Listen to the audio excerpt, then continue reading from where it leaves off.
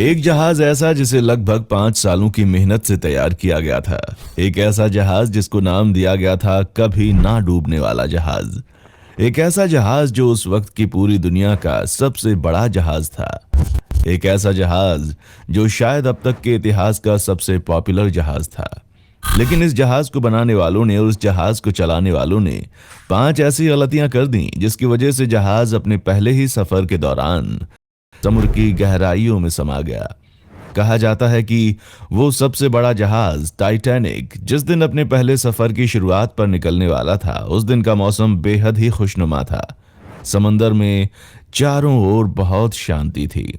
इतिहास के उस सबसे बड़े जहाज का गवाह बनने के लिए उस दिन बंदरगाह पर लाखों लोगों की भीड़ मौजूद थी और उस जहाज पर 1500 से भी ज्यादा लोग सवार हो चुके थे। जहाज बनाने वालों और उसे चलाने वालों को अपने जहाज के ऊपर इतना अधिक यकीन था कि उसने अपने जहाज को नाम दे दिया था कभी ना डूबने वाला जहाज।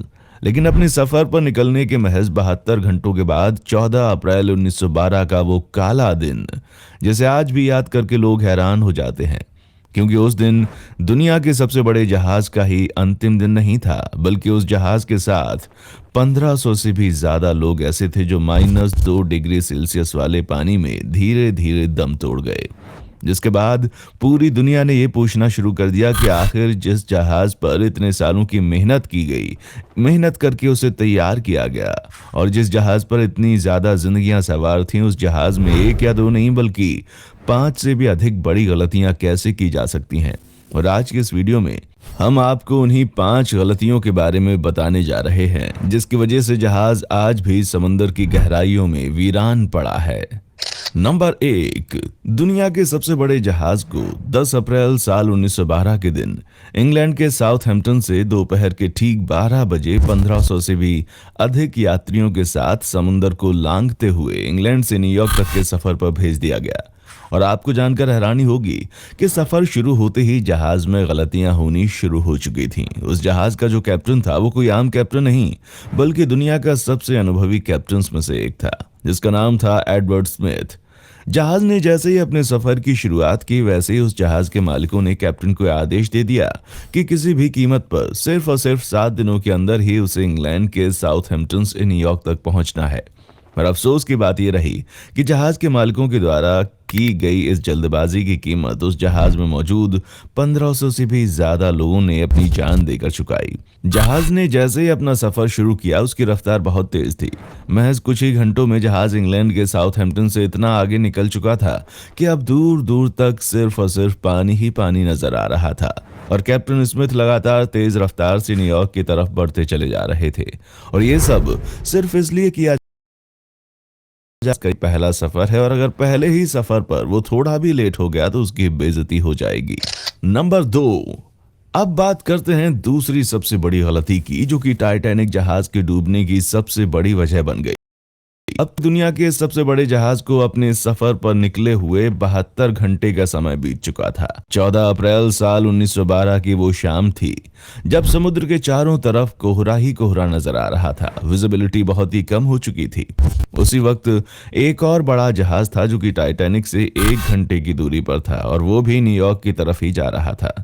उस जहाज से टाइटैनिक को एक इलेक्ट्रॉनिक सिग्नल भेज दिया गया और आगे रास्ते में बहुत बड़े आइसबर्ग मौजूद हैं ये बताया गया, यानी कि बर्फ के टुकड़े मौजूद हैं जो कि समुद्र में तैर रहे हैं। लेकिन अफसोस कि जहाज में मौजूद अधिकारी कर्मचारी इस सिग्नल को नजरअंदाज कर गए, और वे सभी कर्मचारी अपने जहाज में मौजूद हाई क्लास पैसेंजर्स की स्वागत में लगे हुए थे। वे अपने पैसेंजर्स के स्वागत में इस तरह से लीन हो गए थे कि टाइटैनिक जहाज के कर्मचारियों ने इतने महत्वपूर्ण सिग्नल को नजरअंदाज कर दिया। टाइटैनिक जहाज के ऊपर शोध करने वाले लोगों का कहना है कि टाइटैनिक से आगे चलने वाले जहाज ने उसे एक बार नहीं बल्कि 6 बार इलेक्ट्रॉनिक मैसेज भेजा था। लेकिन अफसोस कि टाइटैनिक जहाज के कर्मचारियों ने एक बार भी उस मैसेज पर ध्यान नहीं दिया। अगर उस इलेक्ट्रॉनिक सिग्नल को सीरियसली ले लिया जाता तो शायद इतना बड़ा हादसा कभी ना होता। नंबर 3, अब दुनिया के सबसे बड़े जहाज के डूबने के पीछे की जो तीसरी सबसे बड़ी गलती है, वो है इस जहाज में मौजूद पहरेदारों के पास दूरबीन का ना होना। भले ही उस जहाज में मौजूद अधिकतर कर्मचारी अपने वीआईपी पैसेंजर्स के स्वागत में लगे हुए थे, लेकिन उस जहाज पर मौजूद पहरेदार अच्छी तरह से मुस्तैद थे और लगातार समुद्र के चारों तरफ निगाहें जमाए हुए थे। लेकिन अफसोस कि उस दिन कोहरा अधिक होने की वजह से विजिबिलिटी बहुत ही कम हो चुकी थी और बिना दूरबीन के दूर तक देख पाना असंभव था। अब आप अंदाजा लगा सकते हैं कि एक तरफ तो जो सिग्नल आया उसको इग्नोर कर दिया गया और दूसरी तरफ ये लोग खुद भी दूर मौजूद उस आइसबर्ग के टुकड़े को देख नहीं सकते थे। और तो और जहाज पहले से ही अपनी पूरी रफ्तार पर था, क्योंकि उसे किसी भी कीमत पर न्यूयॉर्क समय से पहले पहुंचना था। आपको जानकर हैरानी होगी कि जहाज पर मौजूद पहरेदारों ने कैप्टन को जब ये बताया कि हमारे सामने फुटबॉल के एक मैदान से भी बड़ा बर्फ का टुकड़ा तैर रहा है, तब तक जहाज उस बर्फ के टुकड़े के बेहद करीब आ चुका था।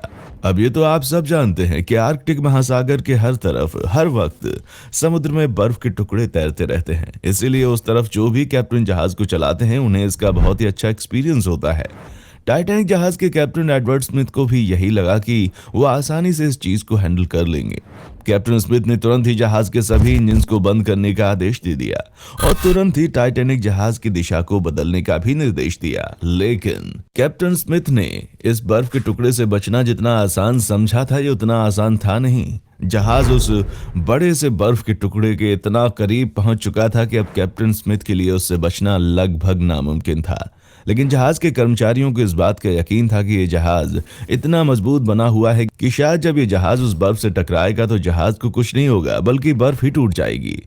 लेकिन अफसोस कि अब जहाज के कैप्टन को एक ऐसी गलती का सामना करना था जो गलती उन्होंने नहीं की थी, बल्कि ये गलती जहाज को तैयार करने वाली कंपनी ने की थी और यही थी उस जहाज को डुबाने की चौथी सबसे बड़ी वजह।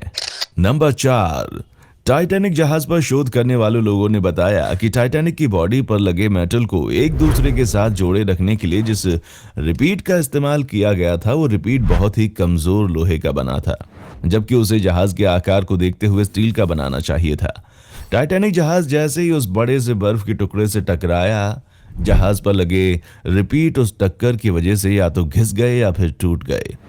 दुनिया के सबसे बड़े जहाज की टक्कर फुटबॉल के मैदान से भी बड़े आकार वाले बर्फ के टुकड़े से हो चुकी थी, जिसकी वजह से जहाज में अब पानी भरना शुरू हो गया। कैप्टन स्मिथ ने जहाज में मौजूद हर एक पैसेंजर और हर एक कर्मचारी को यह अलर्ट दे दिया, लेकिन अभी भी कैप्टन स्मिथ और जहाज में मौजूद कर्मचारियों को इस बात पर यकीन था कि जहाज में भले ही पानी भर जाए, लेकिन इस जहाज का कुछ भी नहीं बिगड़ सकता, क्योंकि इस जहाज को बनाने वाली कंपनी ने बताया था कि इस जहाज को इस तरीके से डिजाइन किया गया है कि इस जहाज के सिर्फ और सिर्फ 3 फ्लोर तक ही पानी भर सकता है, उसके ऊपर नहीं। लेकिन अफसोस कि कंपनी की वो बात बिल्कुल ही गलत थी और पानी जहाज के तीसरे फ्लोर को तोड़ता हुआ चौथे फ्लोर में घुसना शुरू हो गया।